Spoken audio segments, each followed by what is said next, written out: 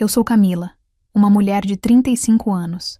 Sou felizmente casada com meu amado marido, Ricardo, e juntos compartilhamos uma vida serena e agradável com nosso filho, Gustavo, de 7 anos, e nossa filha, Beatriz, de 4 anos. Ricardo e eu nos conhecemos no refeitório da universidade durante nossos anos de faculdade.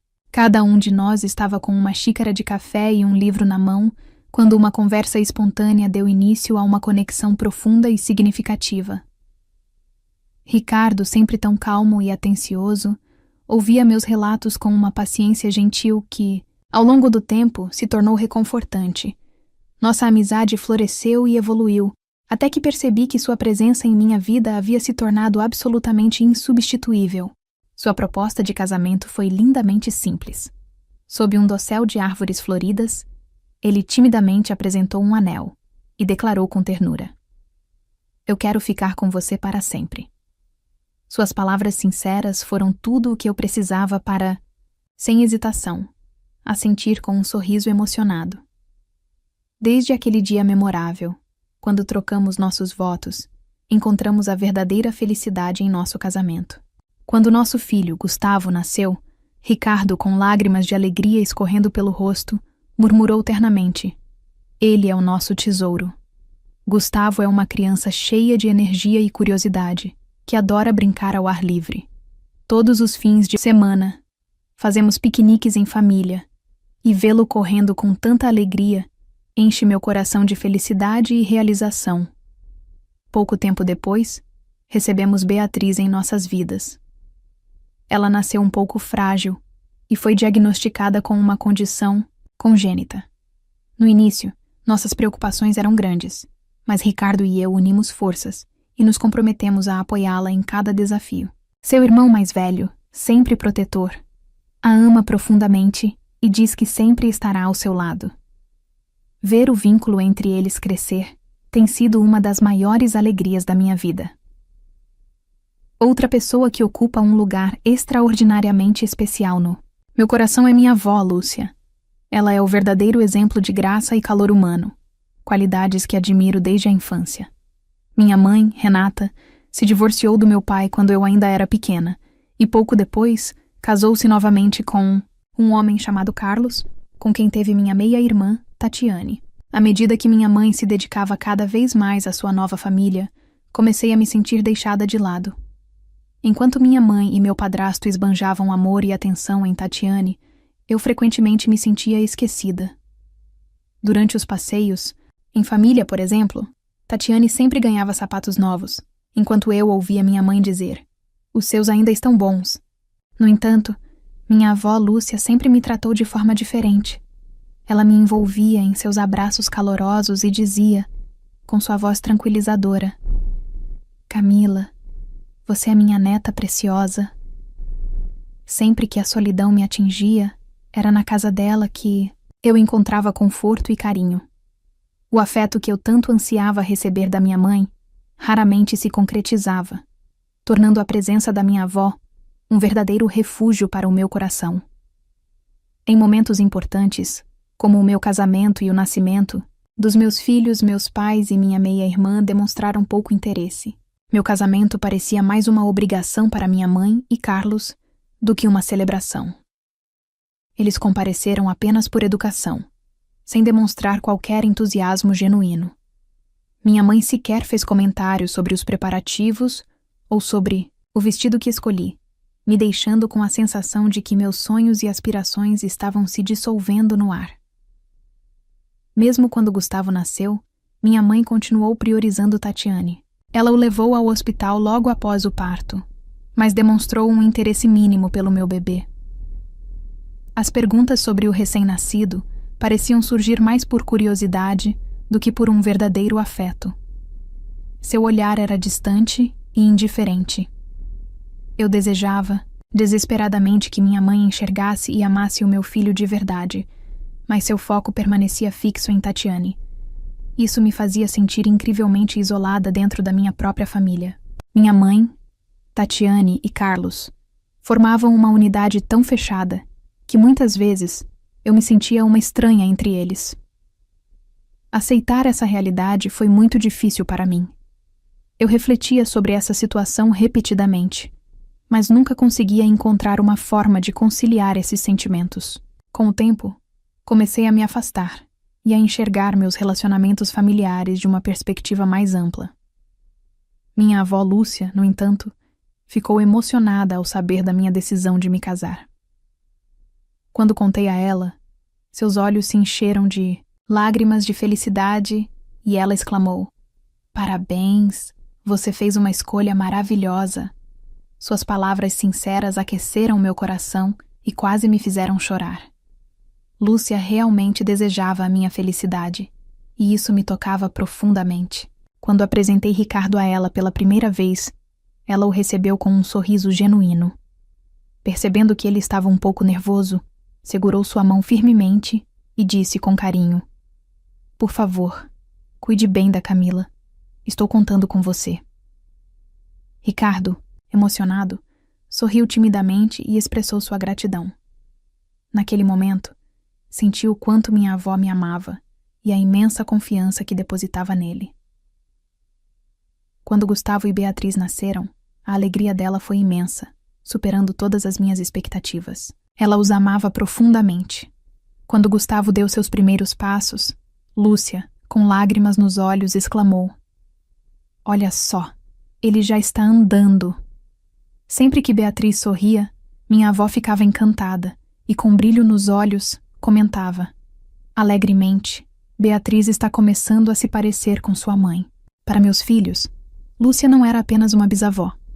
Ela era uma fonte ilimitada de amor incondicional para mim.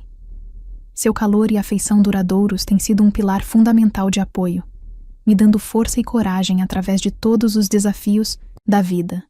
Lúcia nutria um profundo amor pelo Havaí, e sua casa era adornada com vibrantes pinturas e ornamentos havaianos, que infundiam cada cômodo com um ambiente tropical tranquilo. Após a perda precoce do meu avô, ela escolheu viver, valorizando, independentemente as memórias que compartilhavam, em homenagem ao seu querido passado. Ela utilizou a herança para comprar uma casa na praia, um lugar imbuído de suas memórias preciosas, que tinham um significado especial para ela. A charmosa casa de campo ficava majestosamente ao longo da imaculada orla da praia, servindo como um refúgio de paz e tranquilidade a cada visita. Após o casamento, eu frequentemente levava minha família para ficar na casa de campo, ao lado de minha amada avó Lúcia, conhecida por suas proezas culinárias. A torta de limão de Lúcia era particularmente excepcional. Seu sabor era inigualável. Estar ao lado dela na cozinha, envolto nos deliciosos aromas de açúcar e manteiga, continua sendo uma das minhas memórias mais queridas. Ricardo ficou igualmente encantado pelo ambiente sereno, muitas vezes comentando com um sorriso satisfeito: "Este lugar é como o paraíso." Gustavo correu alegremente ao longo das praias arenosas, enquanto Beatriz adorava sentar no colo de Lúcia, cativada por suas histórias fascinantes. O profundo afeto de Lúcia por minha família era inconfundível.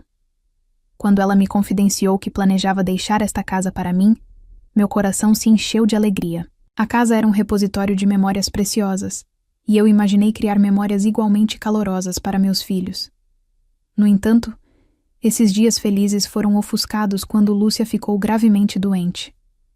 Dediquei-me a cuidar dela, mas administrar as complexidades de saúde de Beatriz simultaneamente provou ser um desafio formidável. Sem que eu soubesse, durante esse período tumultuado, minha mãe, Renata, e meu padrasto Carlos fingiram preocupação por Lúcia, enquanto secretamente conspiravam para reivindicar sua propriedade. A profundidade da minha dor foi imensa quando Lúcia faleceu, mas a revelação em seu testamento me chocou ainda mais. Lúcia havia deixado não apenas o chalé havaiano, mas também uma quantia substancial de dinheiro para mim.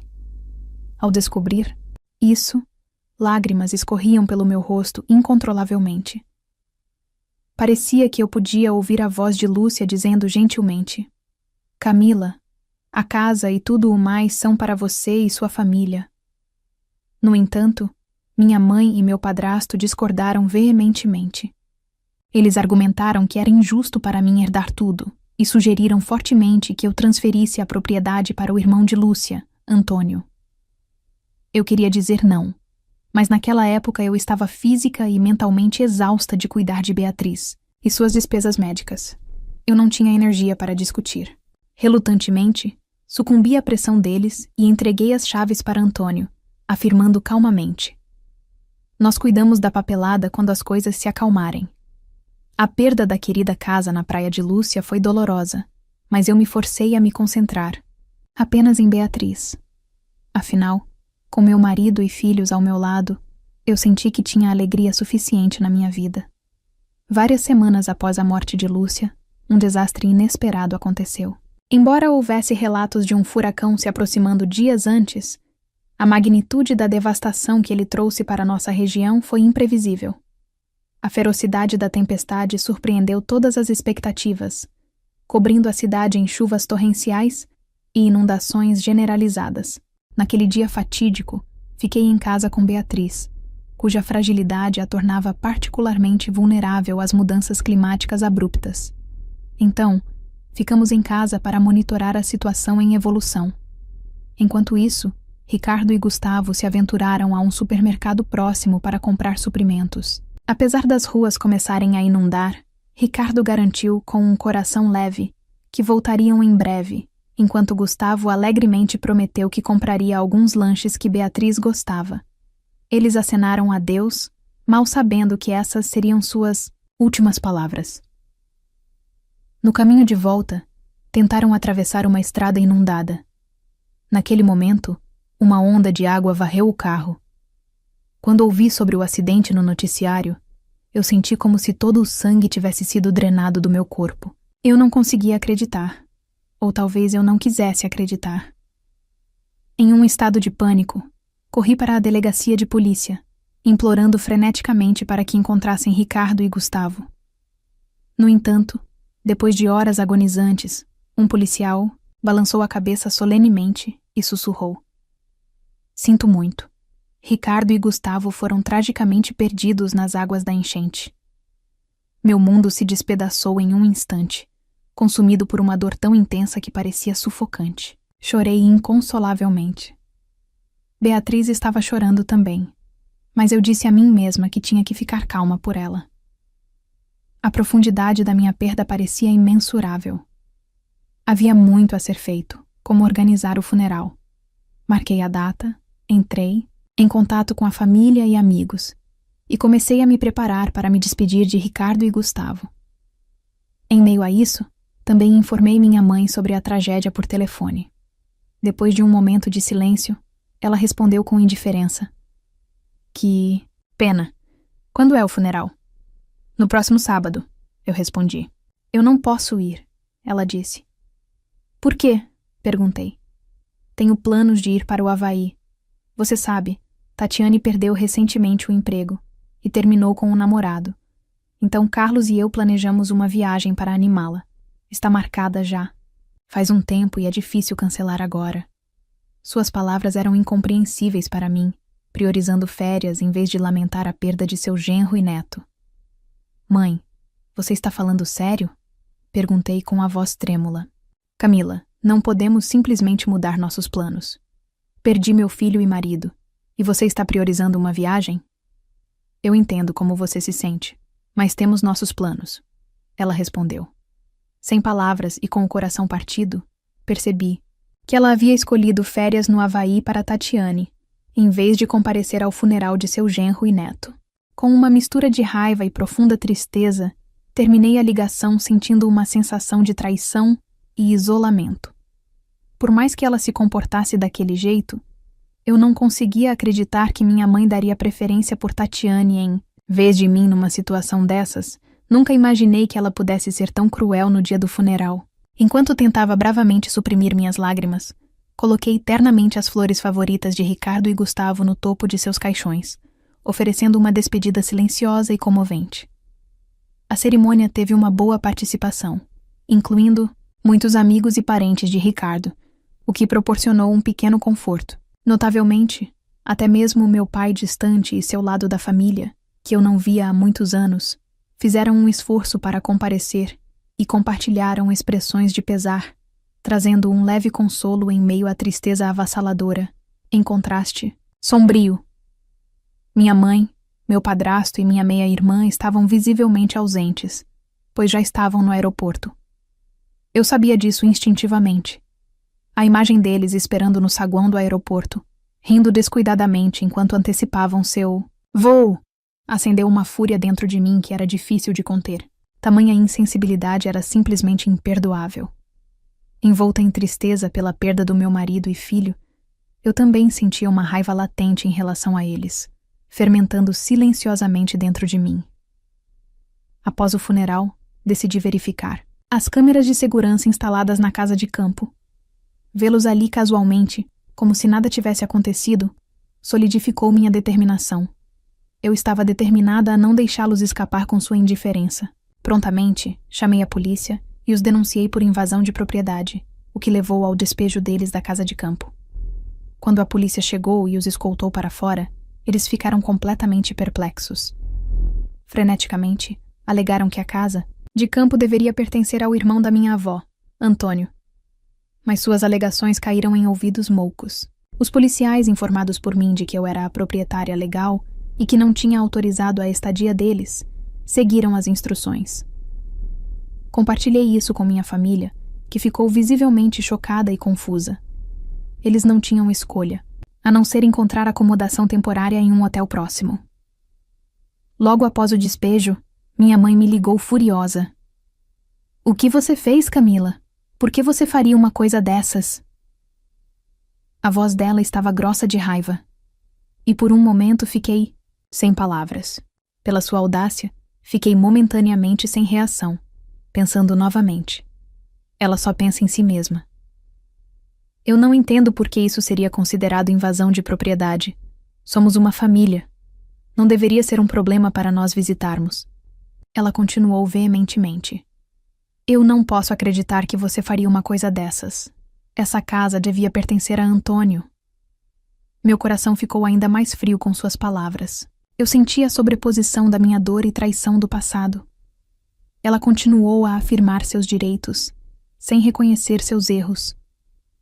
Os últimos vestígios de calor em meu coração lentamente se solidificaram em gelo. "Mãe, por favor, acalme-se e escute", eu disse calmamente. "Quando você entrou naquela casa, eu ainda não tinha completado a papelada legal, o que significa que a casa ainda era legalmente minha. Eu não sabia disso. É inacreditável que você acusaria sua própria família de invasão. Você sabe quanto custou o hotel?" Sua voz ainda estava cheia de raiva. "Como você pôde fazer isso? Nós somos uma família." Apesar de sua raiva crescente, eu mantive meu chão. Se realmente fôssemos uma família, então comparecer ao funeral do seu genro e neto deveria ter sido sua prioridade. Eu não considero as pessoas que pulam um evento familiar tão crucial como parte da minha família. Isso a deixou momentaneamente sem palavras, mas aproveitei a oportunidade para expressar toda a frustração e raiva que estava segurando. "Eu não considero mais você uma família", eu declarei firmemente, e encerrei a ligação logo em seguida. Soube que o padrasto e a meia-irmã da minha mãe interromperam a viagem e voltaram para casa mais cedo do que o planejado. Provavelmente, planejaram ficar na casa de campo por vários dias, mas agora enfrentavam um fardo financeiro inesperado devido à situação. Naturalmente, parecia apropriado que eles passassem por algumas dificuldades financeiras, apesar de seu retorno. Minha mãe continuou a me culpar agressivamente pela situação, independentemente de sua indiferença e traição. Ela insistiu em me retratar como a culpada. "Você realmente fez algo terrível ao trair sua própria família." Ela me enviou mensagens repetidamente. Eu escolhi ignorar suas mensagens. E com o tempo, suas palavras se perderam, sem causar qualquer impacto em mim. Meu coração esfriou completamente em relação a eles. Ricardo sempre teve o principal ganha-pão, proporcionando um estilo de vida estável e confortável para nossa família ao longo dos anos. Eu sempre enviei apoio financeiro aos meus pais, especialmente porque minha mãe frequentemente pedia ajuda, e meu padrasto frequentemente exigia ajuda financeira. No fundo, eu nunca me senti obrigada a enviar dinheiro a eles. Era mais sobre a expectativa de que eu deveria apoiá-los. Mas depois da perda de Ricardo e Gustavo, e particularmente com a perda da ausência gritante de minha mãe no funeral, meu ressentimento em relação a ela atingiu o auge. Sua decisão de priorizar uma viagem de lazer ao Havaí, em vez do luto, com sua família, foi uma traição imperdoável que deixou meu coração gelado. Como resultado, decidi cessar todo o apoio financeiro a eles. No mês seguinte, minha mãe percebeu, e ela me ligou em pânico. Quando o telefone tocou, eu senti uma onda de perturbação tomando conta de mim, mas consegui manter a compostura. Por que você não enviou o dinheiro? O que você quer dizer com isso? Eu respondi calmamente, mas com firmeza.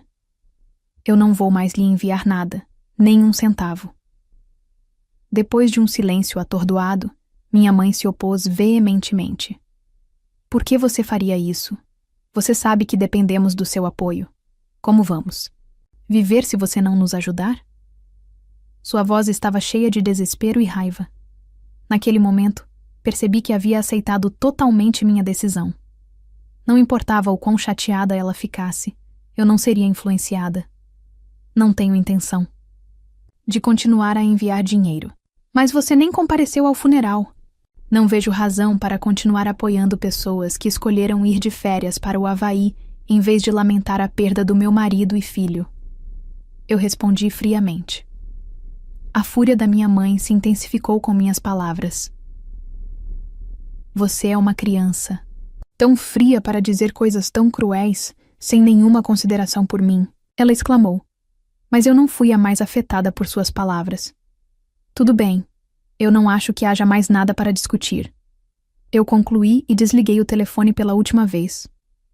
Depois de encerrar a ligação, reafirmei minha decisão de não ter mais nada a ver com essas pessoas. Depois disso, minha mãe e meu padrasto, que viviam do meu sustento e das suas pensões, tiveram que se virar apenas com suas pensões. De acordo com parentes, Tatiane, que foi demitida de seu emprego, não encontrou um novo emprego e ainda estava morando em casa, suas finanças domésticas estavam tensas, até mesmo dificultando o pagamento de serviços públicos. A família, que costumava jantar fora com frequência, agora estava limitada a refeições econômicas. Minha mãe escolheu mantimentos com desconto com um suspiro, e meu padrasto lutou para encontrar trabalho, prejudicado pela idade. A antiga vivacidade se foi, substituída por um silêncio pesado que provavelmente pairava sobre sua casa. No entanto, eu não sentia simpatia por eles. Eu não me sentia mais obrigada a resolver suas dificuldades.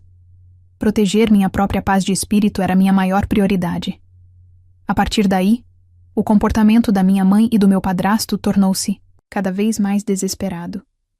Eles começaram a aparecer na minha casa sem avisar, implorando por dinheiro, e quando eram recusados, gritavam e causavam estragos. Temendo suas visitas imprevisíveis, eu dobrei as fechaduras nas minhas portas e instalei câmeras de segurança. Cada toque na campainha me deixava nervosa e eu frequentemente fingia não estar em casa. Não conseguia me sentir segura na minha própria casa, ficando sensível a qualquer barulho à noite, o que levou a muitas noites sem dormir. Um dia, quando minha mãe tentou entrar furtivamente na minha casa novamente, eu imediatamente chamei a polícia. Quando eles chegaram, ela foi presa no local e o incidente resultou em um registro criminal para ela. Minha mãe e meu padrasto perderam credibilidade social, lutaram para encontrar trabalho devido aos seus registros e não conseguiram receber empréstimos. Sem renda, suas dificuldades financeiras pioraram, apesar da gravidade de sua aprovação. Eu não conseguia mais simpatizar com eles. Meu coração havia se fechado para eles. Tudo o que eu podia fazer era assistir silenciosamente à traição deles. O fato de minha mãe e meu padrasto terem pulado o funeral do meu marido e filho para fazer uma viagem ao Havaí se tornou um tópico importante entre parentes e foi recebido com críticas generalizadas. Eles se distanciaram e se isolaram de todos ao seu redor. As críticas a ela aumentaram, e ela perdeu o apoio da família e dos amigos. Encontrando-se sem ninguém em quem confiar, apesar dos repetidos pedidos de desculpas da minha mãe, meu coração permaneceu frio. Eu não tinha a intenção de aceitar suas desculpas. Decidi olhar para frente, sem me deter no quanto havia sido magoada, e jurei não me sacrificar mais para atender às expectativas familiares. Acima de tudo, eu tinha algo precioso para proteger: Beatriz. Conhecendo sua força, eu tinha que viver fortemente por ela. Para fazer isso, cortar laços com minha família e impedir qualquer apoio financeiro parecia o melhor curso de ação. Com a resolução de não ficar presa ao passado, decidi me separar completamente de minhas conexões familiares. Minha mãe, meu padrasto e minha meia-irmã se tornaram sem sentido para mim. Em meu coração, meu relacionamento com eles havia terminado completamente. Parei todo o apoio financeiro e senti o peso de quanto eu estava me comprometendo. Desde aquele dia, escolhi prosseguir por conta própria, sem depender de ninguém. Beatriz e eu nos mudamos para o Hawaiian Cottage, em um quarto cheio de luz do sol quente e vistas do mar tranquilo. Começamos nossa nova vida. Beatriz gradualmente recuperou sua força, e enquanto eu a apoiava, encontrei uma nova esperança dentro de mim. Agora livre da minha família e das dores do passado, eu me senti liberta. Apesar das lágrimas que eu tinha derramado, olhando para trás, essas lágrimas eram agora por ir além do meu passado, não retornar a ele. Às vezes, enquanto Beatriz e eu caminhávamos pela praia, eu pensava em como nossa difícil jornada nos moldou. Isso me fez apreciar nossa nova vida ainda mais. Beatriz, lentamente recuperando o seu sorriso, parecia estar superando algo dentro de si. Desde que tomei a decisão de viver fortemente, nossas vidas gradualmente se tornaram mais pacíficas, e eu senti um novo futuro se revelando para nós. O fim do meu relacionamento com minha família me permitiu me recuperar. Aprofundei meu vínculo com Beatriz e comecei a aproveitar a vida novamente. Aqueles momentos me deixaram verdadeiramente feliz por ter cortado laços com minha família e ansiava por um futuro de liberdade e renovação. Orgulhosa de poder viver olhando para frente, decidi trilhar cada passo da minha vida com firmeza. Agora me diz, se estivesse no lugar de Camila, como você reagiria ao saber que sua mãe priorizou uma viagem ao invés do funeral do seu marido e filho? E você já sentiu que alguém da sua família te tratou como uma segunda opção? Como? Você lidou com isso? Escreve aqui nos comentários. E não esquece, se você gostou do vídeo, clique em curtir e se inscreve no canal também.